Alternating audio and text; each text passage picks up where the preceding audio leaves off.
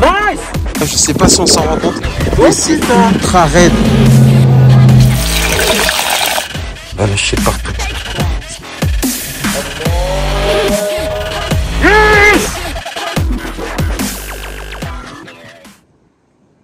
Salut à toi.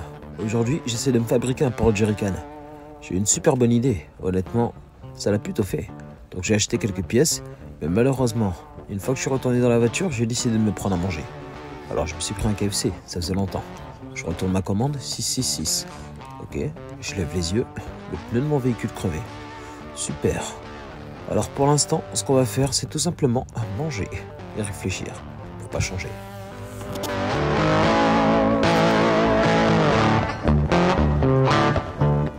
KFC, ça faisait longtemps que j'avais pas mangé une cochonnerie pareille.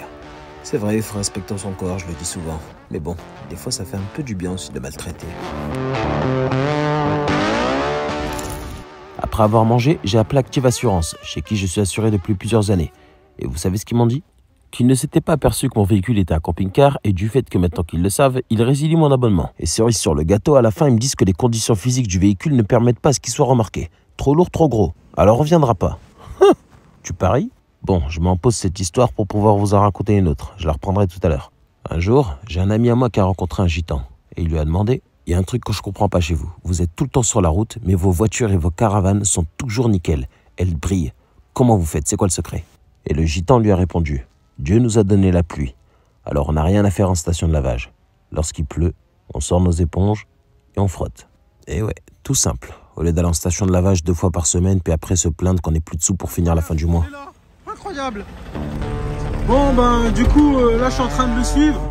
C'est vrai, notre fameuse histoire, j'ai failli l'oublier. Alors tu vois, je t'avais dit qu'il allait venir. Ce que j'ai dit à Active Assurance, c'est que mon véhicule ne pesait pas plus de 3,5 tonnes. Et en plus de ça, il prenait tout pile la place d'une place de parking. Alors remarquer mon véhicule, c'est exactement comme remarquer une Twingo. Alors je vous prie de vous déplacer, votre argument n'est pas valable. Une fois arrivé au garage, incroyable ce qui se passe. Le patron me dit que lorsqu'il était petit, son père avait exactement le même van et ils ont sillonné l'Europe avec. Non, c'est pas le cas. Oh merde, la rouille. Et en plus de ça, le patron vient me voir en me disant « Hé, il me reste plus que 2 pneus 14 dans le garage. Ils sont neufs et c'est exactement les mêmes que t'as à l'avant. Je peux te changer les deux pour un bon prix. » Hasard, miracle, bénédiction, peu importe, moi ça me va. Et vu qu'ils sont spécialisés dans les pneus, j'en ai profité pour lui demander s'il pouvait me faire passer en diamètre 15 au lieu de 14 pour pouvoir mettre de bons pneus bien agressifs qui me permettront de voyager à l'étranger. Et il m'a répondu « Reviens et on fera en sorte que tu puisses voyager partout. » Et on a prévu ça pour après l'hiver.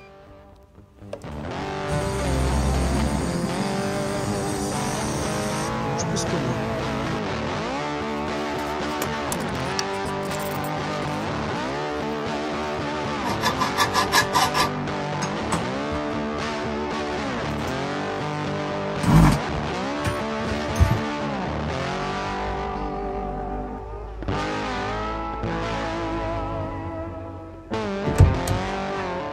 Puis tout se passait bien jusqu'à ce que j'ai un petit moment de blues.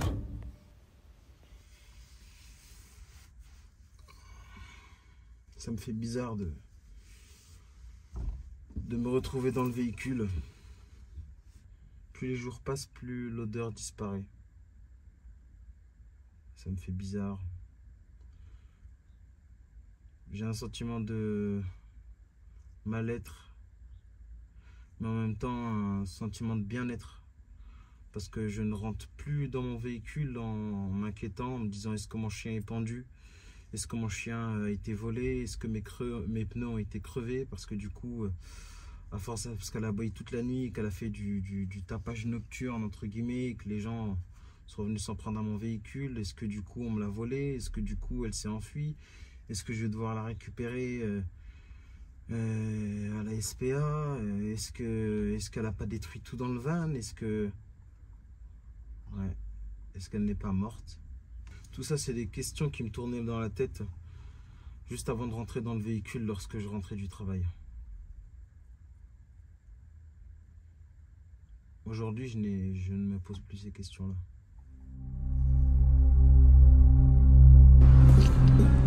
Là, je suis sur Annecy et j'en profite pour pouvoir nettoyer mon véhicule. Puis ensuite, nous lèverons l'ancre. Tu sais, il y a plein de choses dont je ne te parle pas. Des projets, des secrets, des problèmes, des envies, des rêves. Et mes péchés qui ont amené larmes et gouttes de sang. Les deux se présentent sous la même forme, mais ne sortent pas pour les mêmes raisons. Que le Créateur me pardonne. Il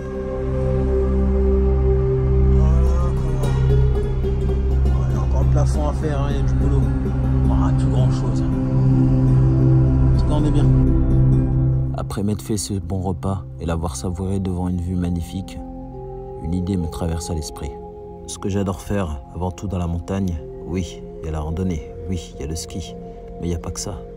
Le roller de vitesse, c'est vachement sous-coté, mais par contre, sensation forte garantie. Et ça, c'est une de mes passions préférées.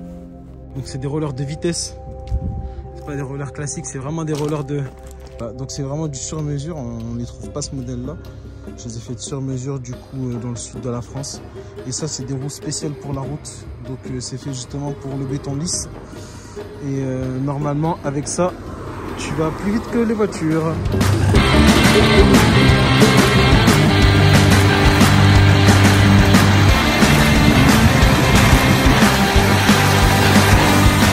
Ça fait 14 ans que je fais du roller et j'ai découvert le roller de vitesse seulement il y a 1 an.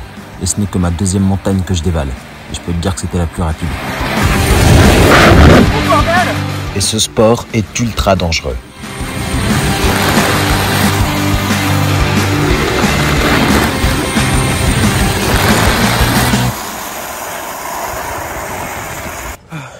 Oh l'adrénaline quoi. Oh l'adrénaline. J'en ai les mains qui tremblent. Oh, c'est bon. Oh, c'était incroyable.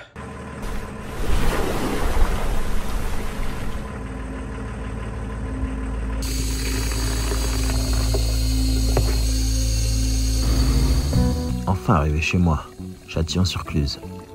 Là, on peut dire que je suis à la frontière de mes montagnes. C'est la limite à ne pas dépasser, ou à dépasser pour pouvoir voyager. Et vu que je suis un bon mangeur, tu me connais. Mais aujourd'hui, j'ai un peu la flemme de cuisiner. Alors on se prend la pizza du coin. Pas beaucoup de choix. Lardon, jambon. Le jambon c'est la vie apparemment. Hein. Lardon. Que kebab quoi. Pourquoi d'enfoiré, non mais sérieusement quoi. Pourquoi ne pas passer un kebab lardon, sinon je vais tout casser.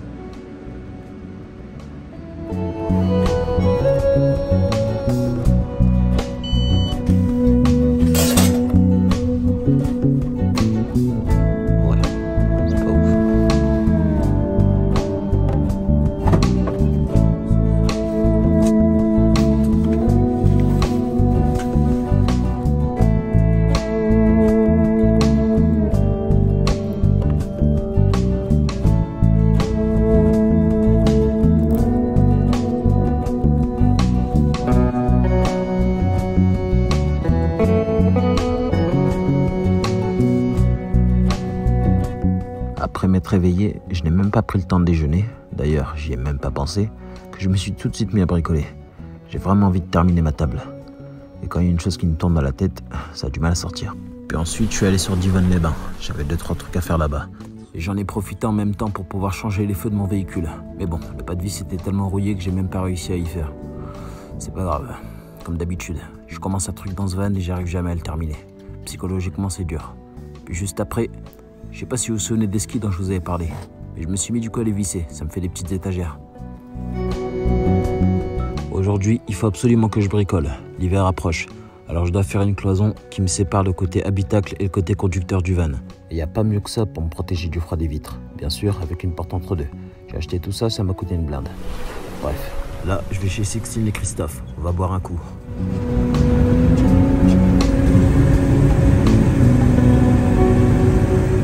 Des mains d'or, ce Christophe. Il m'a filé un coup de main pour couper 2-3 planches. PS Evolution, c'est son entreprise. Le mec fait des coverings de malade pour tout type de véhicule, et pas que. Il est fou, je t'invite à aller voir sa page Facebook. Le lien est en description. Et qui dit hiver, dit préparation de chauffage. J'anticipe. J'ai pas envie qu'on me trouve congelé un matin de décembre dans mon van. Et je veux pas être non plus comme ces nomades qui sont en survie. Oh, l'hiver, moins 10 dans le van, c'est pas possible, je pars en Espagne ou au Portugal, sinon on va mourir. Non, je vais rien du tout, j'ai fait une bonne isolation de 8 cm, rideau thermique, plus la cloison que je suis en train de fabriquer.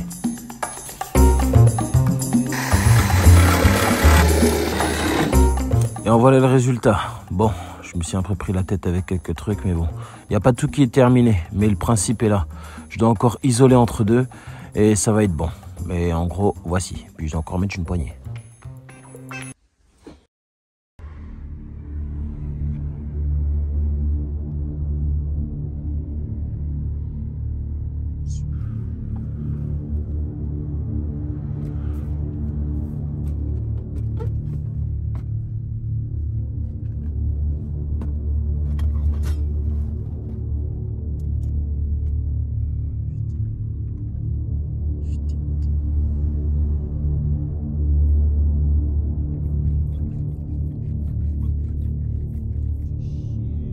C'est bon, j'ai pas pris un vieux véhicule pour appeler toutes les 5 secondes un mécano.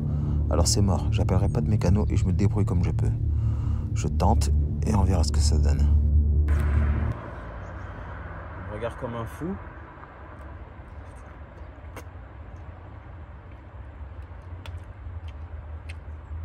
Autant que je mange, je suis en panne. Bon, je t'avoue que là, je commence un petit peu à avoir la pression parce que j'ai plus que 3 jours pour aller sur Rungis, signer mon contrat de travail, traverser Paris, remonter en hausse dans le 9-5 pour aller sur l'île Adam et ouvrir le stand de sapin. Et vu la tête du véhicule, je sais pas si je vais y arriver. Ça faisait du bien. La vérité, c'est que j'ai tellement eu de galères de panne en ce moment que, je crois qu'en fait, je m'en fous maintenant. Je me suis fait à l'idée que peu importe où j'étais en panne, je restais chez moi. C'est l'avantage. Et puis il y a toujours une solution. Comme celle-ci, quand j'ai essayé de jointer la fissure qu'il y avait sur la durite. Bon, j'ai rajouté quand même des serflex pour que ça puisse tenir, au cas où. Mais ça n'a fait que mettre une pression sur la durite. Alors je l'ai rafistolé une deuxième fois, j'ai vérifié en dessous du van pour voir si ça fuyait. Ça fuyait plus. Alors je me suis mis à démarrer et j'ai pris la route. C'est temporaire, je vous vois déjà me tomber dessus les mécanos. Ouais, c'est juste histoire d'aller sur Paris et signer mon contrat. Ensuite, le véhicule ne bougera pas pendant 1 mois. J'aurai tout le temps qu'il faut pour pouvoir le réparer.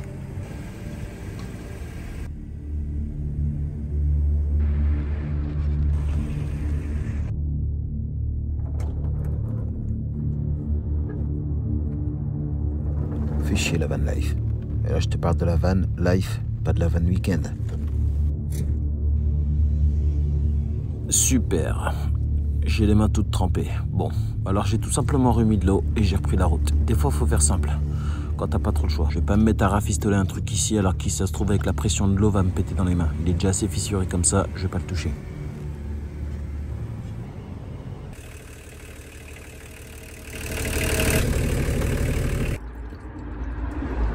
Faut que j'ai trouvé de l'eau. Alors direction cimetière. Et une fois sur place, je me sens toujours obligé de faire la même chose. Prier pour les remercier.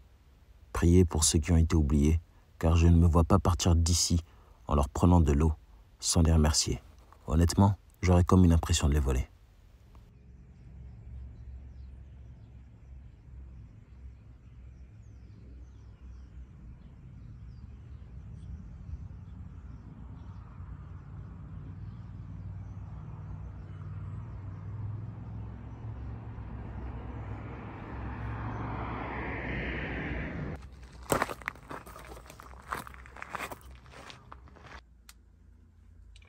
Bon, c'est bon, on est arrivé. Donc là, on est dans un petit village à côté d'Auxerre. Ouais, je suis content parce que le garrot que j'ai fait, il a tenu. Bon, ça fuyait quand même, mais il a bien servi. Tous les environ 50 km, je devais mettre du coup de l'eau. 2 litres d'eau tous les 50 km. Il faut que je commande la pièce une fois que j'arrive du coup sur Paris. En tout cas, pour l'instant, ça fait plaisir. Ça roule nickel. Le véhicule, il tient, il n'y a pas de souci. Allez, on va aller dormir. Rien de branché. Pour l'instant, j'avais dit que l'électricité, ce serait le dernier truc que je ferais dans mon van. C'est le cas. Je n'ai pas encore utilisé ni mis de câble électrique. Ce sont juste des petites lumières que j'ai achetées chez Aldi à pile. Voilà.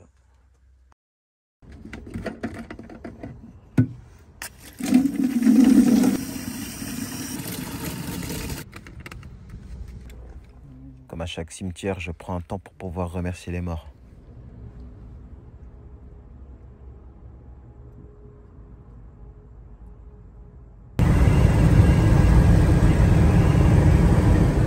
Pommes de terre, poulet, fromage, olive est égal festin de roi.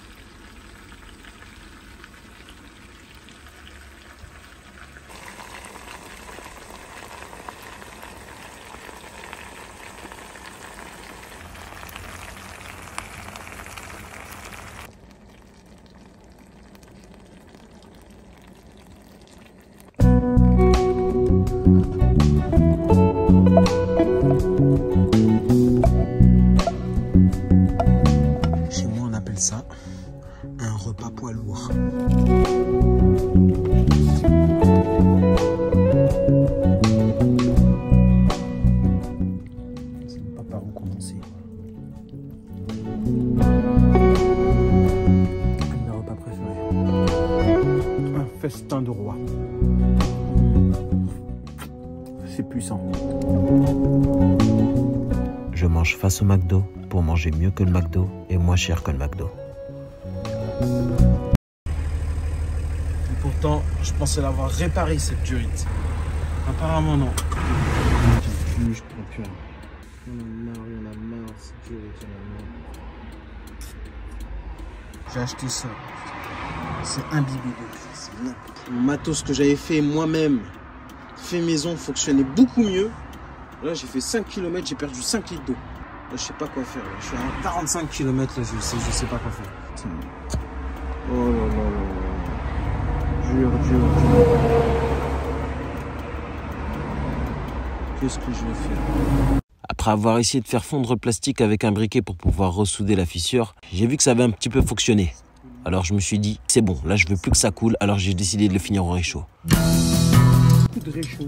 Bon, là je m'apprête à faire une très grosse connerie, surtout à ne pas faire dans votre van. Mais je me suis permis de le faire parce que c'était pas du liquide de refroidissement que j'avais dans la durite, mais de l'eau. Bon, je sais, c'est pas une excuse, je suis pas pardonnable. Il y a quand même l'essence et l'huile de moteur qui peuvent me péter à la gueule. Mais bon, ça, j'y avais pas pensé. C'est bon, ça m'a saoulé.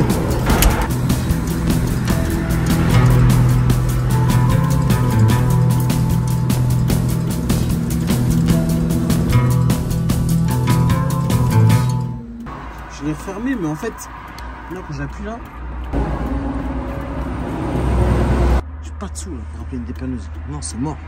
J'appellerai pas. J'ai une dernière solution pour pouvoir la refermer. Je mets de la colle néoprène et j'y mets feu.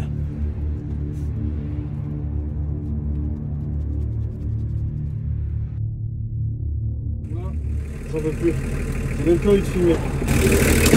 Putain Shit.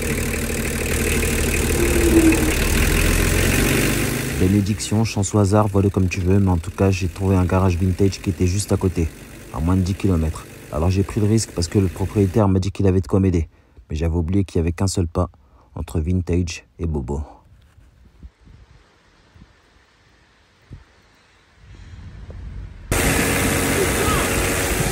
L'enfoiré, il l'a pas à l'envers.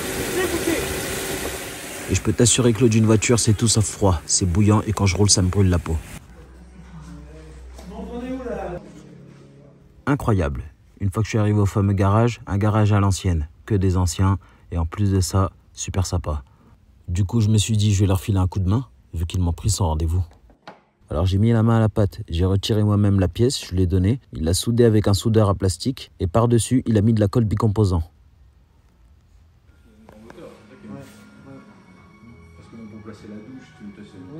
Alors tu vois, là je suis dans le garage, et au final, c'est moi-même qui est en train de monter ma propre pièce. Bon, en vrai, ça me dérange pas, parce que ça me permet de mieux connaître mon véhicule. Mais, par principe, si je suis censé payer une prestation, logiquement, je suis pas censé la faire. Mais bon, je me dis, les mecs ont été cool avec moi, donc je suis cool avec eux. Et franchement, je m'attendais à tout sauf à ça. Les mecs m'ont donné une facture de 110 €. Oui, alors que la pièce neuve vaut une quarantaine d'euros, voire trentaine d'euros. Mais bon, vu que j'ai un rendez-vous important et que je ne dois pas perdre de temps, je ferme ma gueule, je paye, et je me dis que le karma s'occupera du reste. Encore une des pièces qui a pareil, le même problème. Malgré la soudure, ça change rien. Donc là je retourne au garage. J'ai quand même payé 120 balles quoi. Donc j'y retourne. Même si je suis à 35 km de l'arrivée, j'y retourne. Putain. Je suis retourné au garage. Le garage il me dit quoi?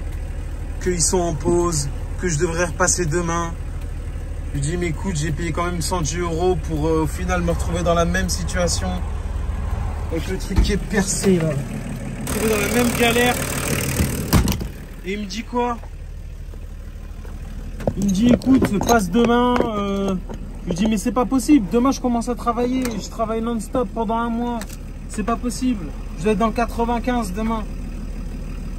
Il me dit passe cet après-midi. Je lui dis mais c'est pas possible purée. J'ai rendez-vous là pour aller bosser. Il me dit dans ce cas-là prends ma carte et tu m'as laissé dans la merde comme ça quoi. Putain sérieusement quoi. C'est pas possible quoi. Du coup là j'ai payé 110 € pour rien. Franchement je suis dégoûté. Je suis dégoûté quoi. Franchement je suis dégoûté. Ça pisse encore plus que tout à l'heure. J'en peux plus. Je sais pas quoi faire. J'ai mes bidons d'eau, ils sont vides maintenant. Putain. Je fais 5 km, un bidon de 5 litres qui part, c'est pas possible. Je vais pas insulter, honnêtement, je vais pas insulter parce qu'ils ont été gentils de m'accueillir quand même. Mais là, ils m'ont mis vraiment dans le cul, quoi. Pourquoi accueillir des gens si c'est pour après, au final, les foutre dans la merde comme ça? Mais pourquoi? Autant pas ouvrir tes portes. Putain, j'avais mieux fait de le faire.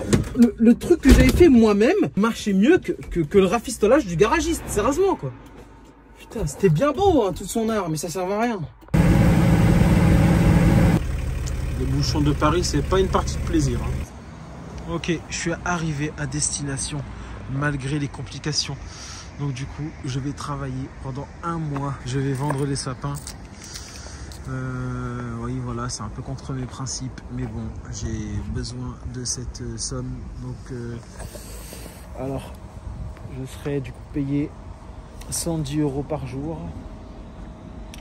Net, bien sûr. Donc voilà, ça va me payer mon rehaussement de mon véhicule. Ça va me payer le changement de diamètre de mon véhicule. Ça va me payer les réparations aussi que je dois faire sur les durites. C'est nickel. Et je pense qu'à mon avis, ça sera assez bon. C'est la moindre des choses, à mon avis, franchement, parce que là, j'ai une journée, c'était trop l'arnaque par les gars, les garagistes. C'est pas possible, quoi. Franchement, c'était pas facile cette journée. C'était hardcore, vraiment. Là, je suis arrivé à destination. Je suis allé voir du coup les vigiles de Carrefour. Ils m'ont donné du coup un chemin avec lequel je vais pouvoir passer du coup avec mon camion. Et voilà, donc voilà, il y a le chapiteau. Je vais travailler là-bas pendant 1 mois. Ça va être nickel. Ça fait plaisir, vraiment. Allez, là je vais dormir. Ciao, à la prochaine. Prenez soin de vous et des gens que vous aimez. Ciao. Bon, ça faisait longtemps que j'avais pas conduit un Fenwick. Ok, il y a un peu de casse, mais bon.